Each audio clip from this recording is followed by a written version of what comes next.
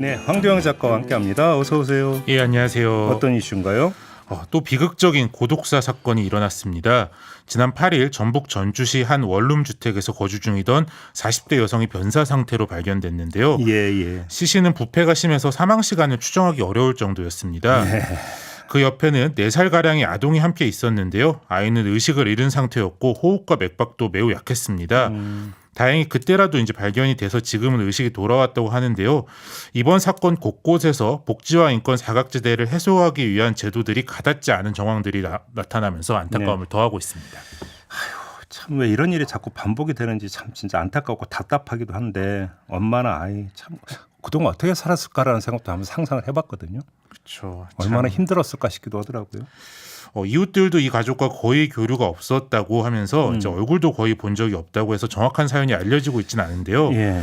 집주인이 집에서 개 짖는 소리가 엄청 크게 나는데 세입자와는 연락이 되지 않는다 이러면서 경찰에 신고를 했습니다. 네. 어떻게 보면 강아지가 없었다면 신고가 더 늦어질 수도 있는 상황이었는데요. 예. 경찰이 창문으로 진입했을 때 집은 쓰레기와 오물이 방치되어 악취로 가득한 상황이었고요. 경찰은 외부 침입이나 극단적 선택의 정황은 보이지 않는다고 했고 국과수는 고인의 사인을 동맥경화로 추정하고 있습니다. 네. 또 이제 주검에서는 담석도 발견되어서 고인이 생전에도 극심한 고통에 시달렸을 것으로 추정되고 있습니다. 아팠을 때 병원만 갔어도 이런 얘기가 나오는데 다 지난 얘기긴 합니다만. 고인은 이제 8년 전에 이혼을 했고 얼마 전에는 모친도 돌아가셔서 같이 있던 아동 외에는 가족이 없는 것으로 이제 알려지고 있는데요. 네. 이제 월세와 전기세 등 공과금도 이제 2-3달 이상 계속 밀려 있는 상황이었습니다. 이제 몇 달 새에 이제 생계가 극도로 어려워진 것으로 추정되는데 고인이 이렇게 경제적, 사회적으로 위태로운 상황이었는데도 이제 도움을 청할 곳이 마땅히 없었던 것이죠. 아니 공과금이 몇 달 밀려 있었다면 정부가 위기 가구로 관리하겠다고 하는 그 대상이 될 수도 있었던 거 아닌가요? 그렇죠. 이제 공과금 납부 상황 등 여러 행정 정보에서 위기 징후들이 보이면 이를 자동으로 걸러내 지자체에 통보하는 사회보장 정보 시스템을 만들겠다 했고 이걸 행복 이음이라고 부르는데요. 네. 이제 고인은 기초생활수급자 등 기존의 사회부조 대상자는 아니긴 했습니다.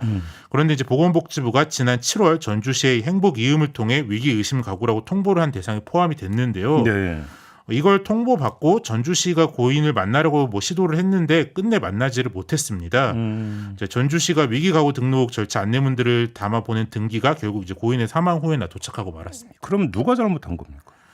이게 전주시의 잘못이라고만 하기는 좀 어려운 상황인데요. 전주시는 7월 28일 일단 일반 우편으로 첫 번째 안내를 보냈고요. 네. 연락이 없자 8월 16일에는 전화를 했고 8월 24일에는 원룸 건물에 직접 찾아갑니다. 근데 고인이 전입신고를 하면서 건물 집원까지만 적고 정확한 호수를 적지 않아서 이제 고인을 만나지 못하고 그냥 돌아오게 되는데요. 주소지에 호수가 기재가 안 됐다. 예. 전주시는 이제 주민들의 공용 우편함까지도 살펴봤는데 고인 앞에 우편물이 없었다고 하고요. 이번 달 4일에도 다시 전화를 걸었는데 역시 통화를 못했다 이런 입장입니다. 아니 공동주택인데 호수 확인을 안 하나요? 전입신고할 때? 그렇죠. 이제 이게 호수마다 개별 등기가 안 된 다가구 건물이었는데요. 이런 다가구 건물에서는 호수를 별도로 적지 않고 전입신고를 하는 경우가 꽤 많습니다. 다가구하고 또 다세대하고 또 다르죠 또. 네, 다세대는 이제 다 호수마다 개별 등기가 돼 있는 건물을 다세대라고 하고요. 이제 하나로 돼 있는 걸 다가구라고 하는데요. 네. 이게 등기나 건축물 대장상 하나의 주택이기 때문에 전입신고를 받는 공무원이 정확한 구조를 확인하기 어려워서라는 행정 편의적인 이유도 있긴 있는데요.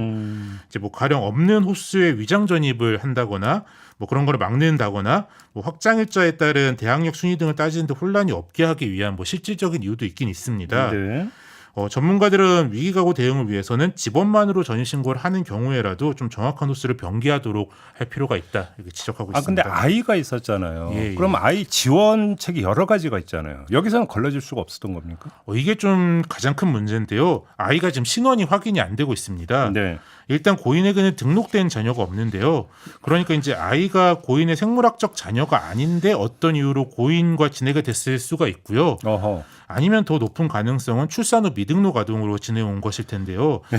전주시는 일단 아동과 고인의 유전자 검사를 실시하고 이를 바탕으로 아동의 보호 방안을 결정하겠다 이런 입장입니다.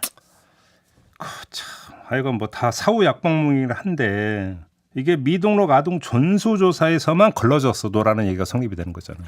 그렇죠. 그런데 이제 정부가 최근 진행한 전수조사의 대상은 병원에서의 출산 기록이 있는데 출생 신고가 안 된 아동들을 대상으로 한 거거든요. 예. 근데 전주시에서는 고인의 경우 아예 출산 기록 자체가 없다 이렇게 확인을 했고요. 그러니까 애초에 출산 자체를 병원 밖에서 했을 가능성이 있는데 그런 아이들은 뭐 아예 병원에서의 흔적도 없는 채로 뭐 살아갈 가능성이 여전히 있는 거고요. 네. 결국 이번 사건이 정부 전수조사로도 밝혀내지 못한 더 깊은 어둠 속에 그림자 아이들이 있는 것 아니냐 그런 의문을 좀 남기게 되는데요. 좀 여러모로 씁쓸한 사건입니다. 그러니까요. 알겠습니다. 마무리하죠. 황병 작가였습니다. 고맙습니다. 예, 감사합니다.